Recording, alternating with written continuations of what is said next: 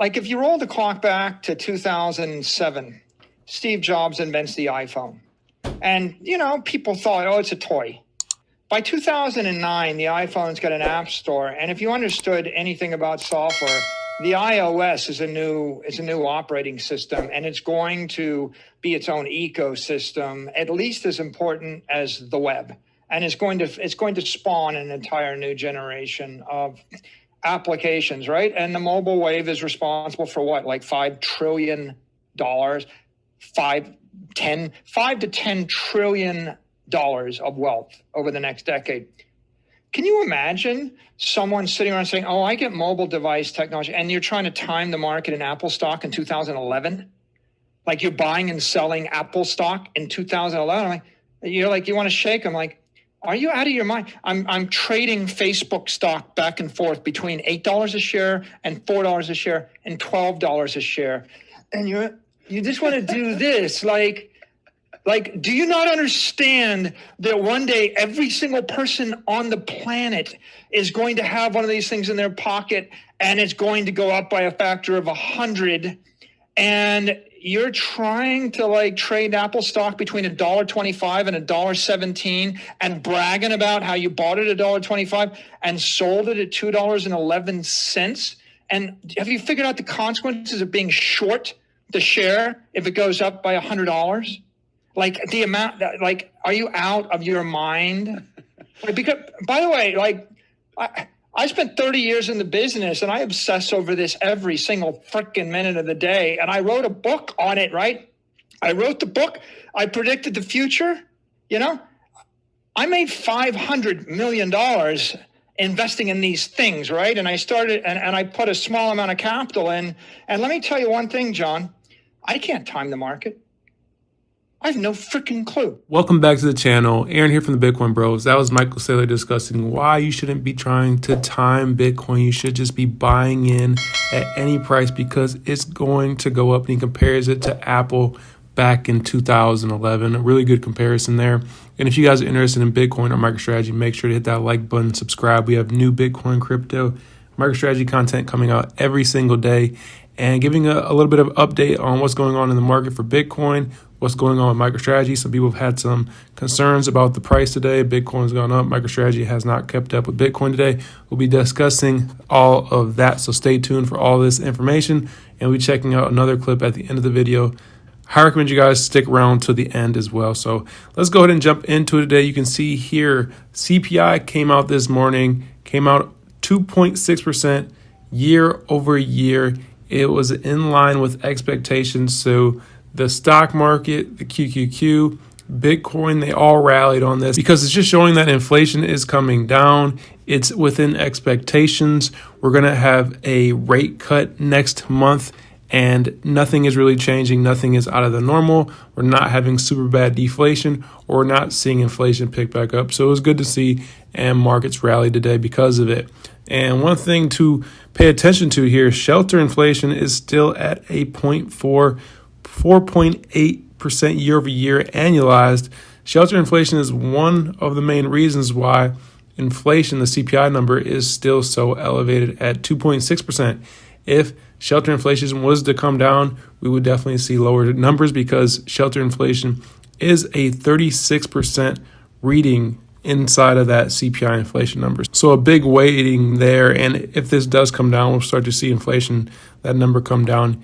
And then checking out the Fed rate monitor tool, looks like we are going to get 25 basis points, 89% chance of that happening at that next Federal Reserve meeting on December 18th. So be watching out for that. Lower interest rates going to be good for the market. So this is going to be good for Bitcoin and the rest of other risk assets. Right now, we have MicroStrategy currently trading at $357. Like I said earlier, the price has not kept up with Bitcoin, but this is on MooMoo. If you guys want to trade MicroStrategy, buy, sell, trade options, you can on MooMoo. They have all that right here on the platform. Use the link in the comment section below or the description. You sign up, you deposit, you can get up to 20 free stocks valued at up to $2,000 each. You might as well sign up, get some free money. You can then sell those stocks and then buy MicroStrategy with those stocks that they gave you. So, not financial advice, but check that out. And also check out our Patreon. We are doing trade signals, option trade alerts, premium alpha over there. Make sure to join the club.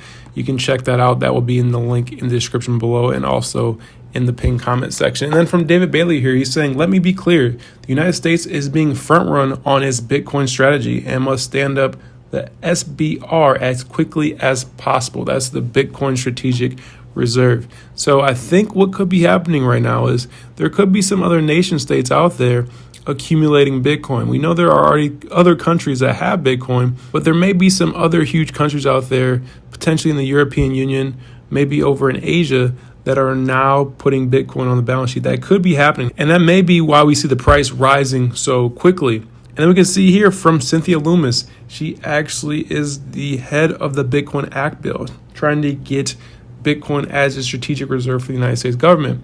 We can see here the new Congress is in session 2 weeks before Trump's inauguration.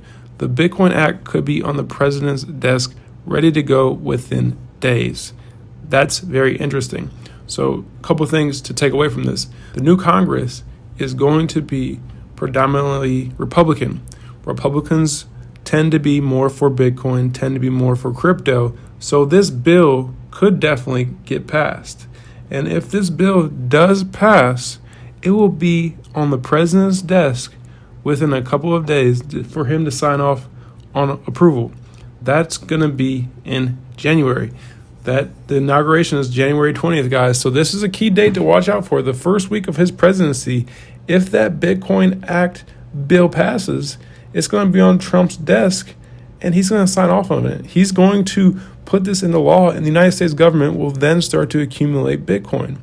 And they're trying to accumulate 1 million BTC, I believe, over 5 years. That would be astronomical for the Bitcoin price. So this is a date we have to watch out for, January 20th. Put it on your calendar, because if that Bitcoin Act bill passes, that's the next key day to look out for. And then discuss the Bitcoin and MicroStrategy price today. Obviously, Bitcoin is going to the moon today. MicroStrategy not keeping up. Why is this happening?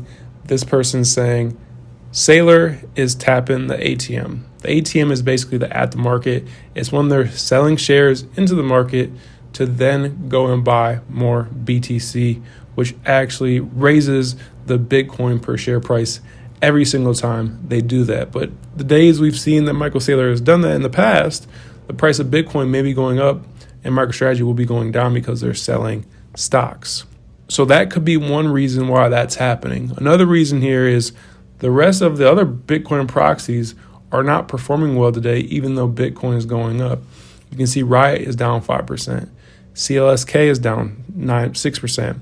Marathon is down 5%. So a lot of selling off here in the Bitcoin proxy. So it may just be that people in the traditional stock market are seeing Bitcoin go up and they're getting a little bit risk off. They're getting a little scared. They're saying Bitcoin's price is going up too fast. Let's sell some of the profit that we've gotten so far and see what happens. It could be some of that, some people allocating away from Bitcoin. That could be happening as well. But I don't think it's anything we should be concerned about. MicroStrategy will be back on track in no time. The MNAV has done nothing but gone up since the price of Bitcoin has gone up. So I really don't think it's anything you need to be concerned about. If anything, it may be a great time to buy or potentially even put a call in if you like trading options. That's something to think about there. So yeah, that's my thoughts on it right now. I think it's a great time to buy. MicroStrategy still currently around $360. I don't think it stays there for long, especially if Bitcoin's price continues to go up.